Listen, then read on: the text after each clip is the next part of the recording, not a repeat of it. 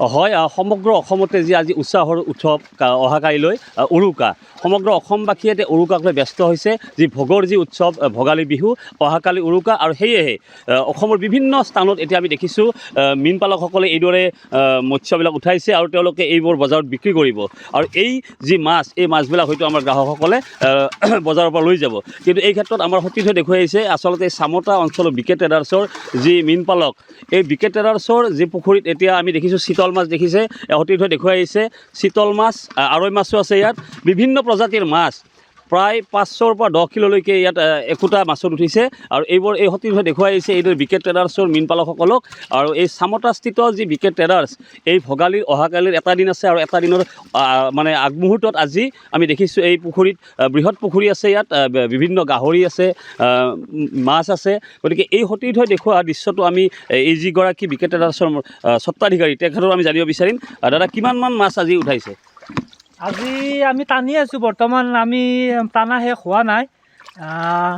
আপোনাৰ আৰু আমি টানিম আৰু জাল। চিতল দেখিছোঁ আমি, চিতল আমি বৰ্তমান 5টা উঠালোঁ আৰু আছে জালত নেটৰ ভিতৰত। আমি চিতল আমাৰ 6.5 কেজি 7 কেজি এনেকুৱা হ'ব। আৰু আমাৰ আৰি মাছো আছে। আৰি আমি ইতিমধ্যে এওঁলোক আহি নাপতে আমি নেটত থলোঁ আৰু উঠিব আৰু চাগে 10-12টা আৰি উঠিব লাগে আৰু 4-5 কেজি। কিমানমান দৰত বজাৰত বিক্ৰী হ'ব বুলি আপুনি? বজাৰত এতিয়া শুনিছোঁ চৰকাৰে কিবা নিৰ্ধাৰিত ৰেট ধৰি দিছে, কিন্তু আমি এতিয়া মাৰ্কেটত কি ৰেট যায় সেইটো কালি অহাকালি আমি সঠিকভাৱে গম পাম। এতিয়ালৈ আমি সিমানখিনি গম পোৱা নাই। বজাৰত এতিয়া কালি আমি মাৰ্কেটত যেতিয়া যাম তেতিয়াই মানে ৰেটবিলাক মানে গম পোৱা যাব। আৰু বজাৰত যি যায় সেইটোতে আমি বিক্ৰী কৰিব লাগিব। আমি নিজাববীয়াকৈতো সেনেকৈ ৰেট আমি ধৰি ল'ব নোৱাৰোঁ। হয়তো কমো হ'ব পাৰে, বেছিও হ'ব পাৰে। আমি যিহেতু বহুত খৰচ কৰি আমি মীন পালন কৰিছোঁ, দানা পানী বহুত মানে খৰচ থাকে, সেই যাতে আমি উচিত মূল্য পালে আমাৰ লাভান্বিত হ'ম বুলি আমি ভাবিছোঁ। চৰকাৰৰ যিটো নিৰ্ধাৰিত দৰ, সেই দৰত আপোনালোকে বিক্ৰী কৰিলে আপোনালোকৰ কি লাভ হ'ব নে লোকচান হ'ব? সেইটো নিৰ্ধাৰিত ৰেটটোতো প্ৰতি বছৰে দিয়ে, কিন্তু মানে সেই ৰেট অনুযায়ী বিক্ৰী নহয়। চৰকাৰে এটা আমাক ৰেট বান্ধি দিয়ে, কিন্তু সেই হিচাপত ৰেটবিলাক মানে সেইমতে বিক্ৰী নহয়। হয়তো কেতিয়াবা উচ্চ স্তৰতো যায়, কেতিয়াবা নিম্ন স্তৰতো ৰেটবিলাকত বিক্ৰী কৰিব লগা হয়। সেইটো আমি মাৰ্কেটত যদি বহুত মাছ ওলায়, কিন্তু আমি এতিয়া বেছি ৰেটবিলাক আমি চাই থাকিলেও নহ'ব, মাছবিলাক ৰৈ গ'লেতো নহ'ব।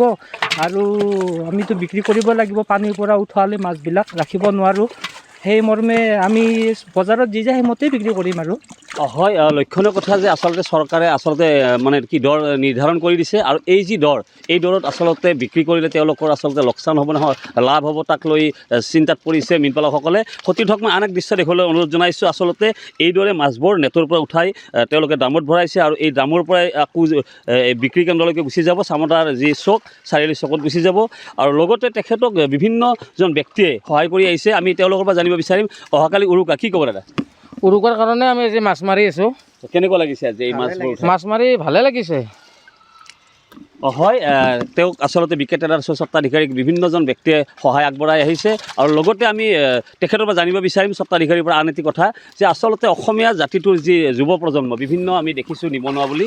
আচ্ছা, এই মীন পালন কৰি জীৱন নিৰ্বাহ কৰিব পাৰি নে নোৱাৰি? আচলতে মানে মীন পালন বুলি নহয়, আৰু কৰ্ম কৰিলে চবতে আমি জীৱিকা নিৰ্বাহ কৰিব পাৰোঁ। কৰ্মৰ কোনো নিৰ্ধাৰিত চইচ নাথাকে।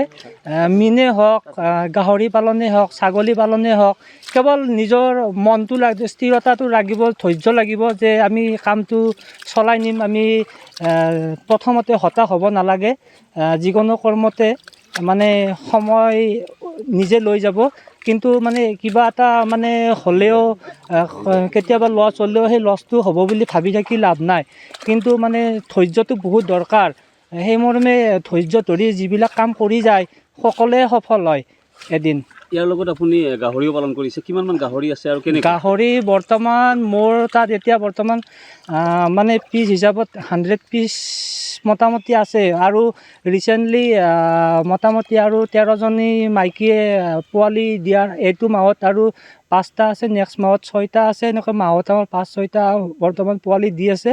সেই মৰ্মে কাৰোবাক যদি পোৱালি দৰকাৰো হয় ভাল উন্নত প্ৰজাতিৰ গাহৰি মানে পোৱালি আমাৰ ইয়াত পোৱা যাব আৰু সেই হিচাপে খাচী গাহৰিও ষ্টক আছে কাৰোবাক যদি লাগে আৰু আমাৰ লগত কণ্টেক্ট কৰিলেই হ'ল অনুদান কিবা পাইছেনে এতিয়ালৈকে চৰকাৰী অনুদান এতিয়ালৈকে পোৱা নাই আৰু কেতিয়াবা যদি আমাক দিয়ে আমাক কোনোবাই যদি জনায় আৰু আমি যদি আমাৰ আন ডেভেলপ কৰিব পাৰোঁ কিবা যদি অনুদান দিয়ে আমাৰ ভাল লাগিব আমাৰ লগত আৰু বহুকেইজন ল'ৰা আছে তেওঁলোকেও উৎসাহিত হ'ব তেওঁলোকে আৰু কিবা কাম কৰাৰ কাৰণে আপোনাৰ য'ত পুখুৰীত নিজে মাছ দিছে আৰু অহাকালি উৰুকা বুলি নিজৰ মাছ আপুনি নিজেই টেষ্ট কৰিব কেনেকুৱা লাগিব সেইটোতো আমি প্ৰতি বছৰে আজিৰ পৰা কৰি আহি আছোঁ আজি মই মোটামুটি 2010ৰ পৰা এইটো মীন পালনটো কৰি আছোঁ নিজৰ মাছটো সদায় সোৱাদে বেলেগ কাৰণ আমি বহুত ফ্ৰেছ কৰি ৰাখোঁ আমি সেনেকুৱা বহুত মানে